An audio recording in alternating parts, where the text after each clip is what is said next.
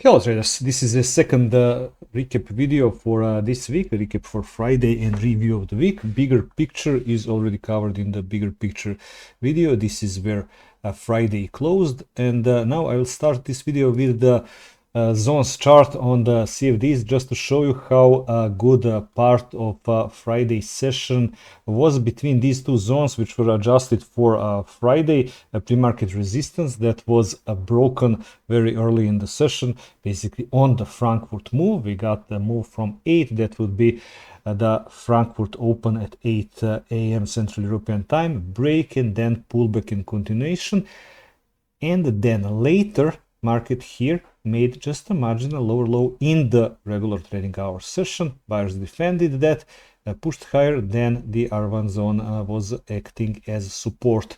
Now let's go lower and discuss all of these setups with the morning notes behind. It was written when market is ranging, we can bet on spikes and false breaks. We got the one over the R1 zone, and I also wrote that what is expectation on the US PCE Index, why it is important, and that on Friday everything after one is optional, and one being focusing on etc. open and early RT session. If we are good for the week up to Friday, then I would suggest only taking into consideration early RT session and finishing a day, because time is the only resource which is priceless, and if you made enough, then going on a longer weekend is priceless basically. So here Frankfurt move made a breakout over the first mini breaking point 570 to 580. This zone was acting as support later 2 times. That would be this one here on futures. Now first setup would be pre-market long using a previous close as support, because we know that index references can be used as support or resistance. Obviously this is not a gap fill to previous day close. Gap fill to previous day close can be only in regular trading hour session. This is something that is alternative for the early birds. Then next would be opening move down toward the same zone and toward the zone which was broken on the Frankfurt move. So basically this would be like a break pullback continuation type of setup. Before that we got first a spike up and then down into VWAP and the zone and the midpoint. That trade provided just up to 30 points at best, and when those sell setups like false break of the pre-market high, if that dies at the VWAP or cannot go further than pre-market midpoint like this, that didn't even test pre-market midpoint, or it is testing, making a pokes there but cannot go again below and lifting higher, that's likely an indication of a higher low, and there is a will to push higher. And above pre-market high we had a daily 20, which was at first here with the values from the previous day close. Then it was adjusted, and that adjustment is always announced on private X. And we also knew that that same daily 20 was already tested 3 times, and we also knew that the most important thing for the buy side from the morning notes was to break above daily 20 and above the R1 zone. And here we had now 4 reactions for sellers. First one from daily 20. This would be like aggressive sell from daily 20. Then this would be classic R1 fade. In this first push into the R1 zone, they also tagged the untested opening level that we had in the R1 zone, and that would be this one from Thursday, so from previous trading session. We also know that untested opening levels, same like untested closing levels, can be a magnet for the price and also a location from which we can expect a reaction, and there was a reaction. However, you see that how shallow that reaction was, and here daily 20 1, 2, 3 times was serving as support for smaller bounces. This second push with marginal higher high tagged this untested close 667. And here is the thing, you know, this first push missed that second interesting reference inside the R1 zone for 4 points. Now there is the I there. There is, you know, bold letters, thick lines, R1, arrow, all of that emphasizing, hey, this is important location. And location was strengthened with two RTH, meaning references from index, open and untested close.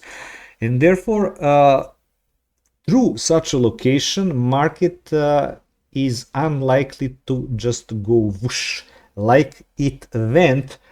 For example, we had that whoosh move on Thursday through S1 zone, which was identified as a support, which is day by day low, as not a strong support. However, this was a strong location, again strengthened by other references, and therefore it would be unlikely to get such a move. Then it is a target for you if you bought the market here or here.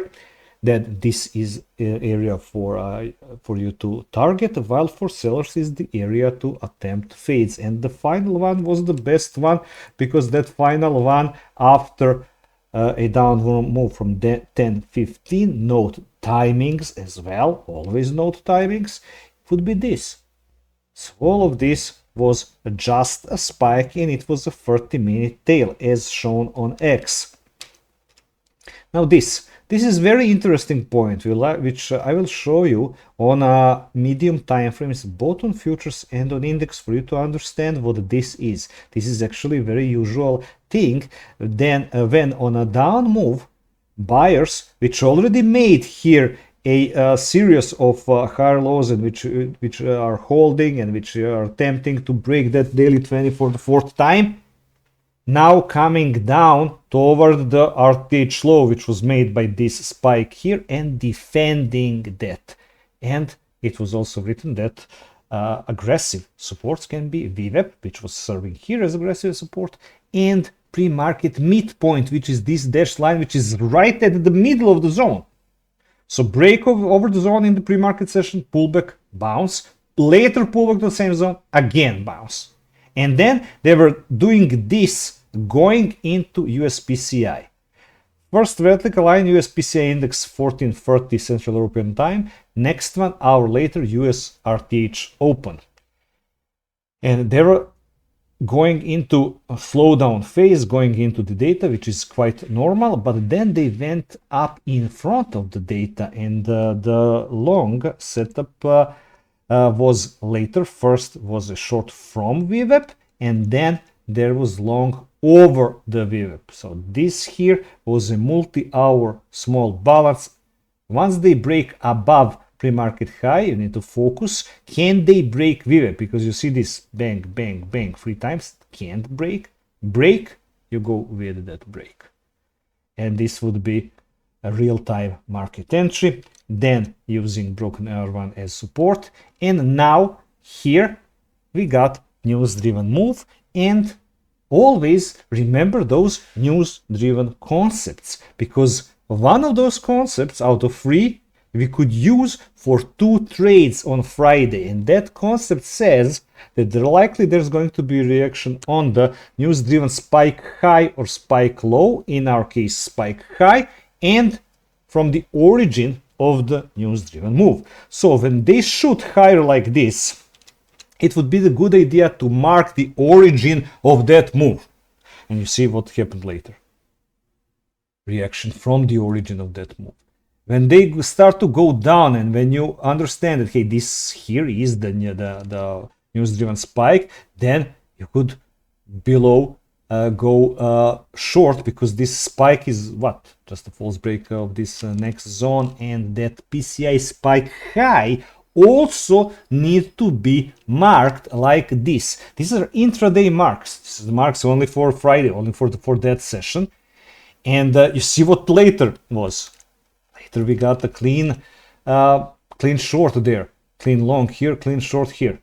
This also together with the R1, again broken R1 as support. Origin of the PCI move, holding just a single tape, bang, bang your long. This and this very good opportunities for real-time market traders to go here long and here short with the smaller stop, because market made those rejection tails on a 5-minute candle and on 5-minute time frames, sorry, and there were fast moves. So this is for you to execute, use a smaller stop, and use that momentum behind your back. So this can be really good scalps if you're up to it to trade that after data period. And that would be basically it for our setups. And now when we compare this with a 30-minute chart, so this futures, with futures, you see that there was a tail above the zone VDI, which was the R1 zone, and there was a tail here on this zone, which market broke on the Frankfurt move. When we include index as well, then we are getting this. And you can see here, let's go without any kind of lines here, and you see what this here was at 11. Just marginal low below this.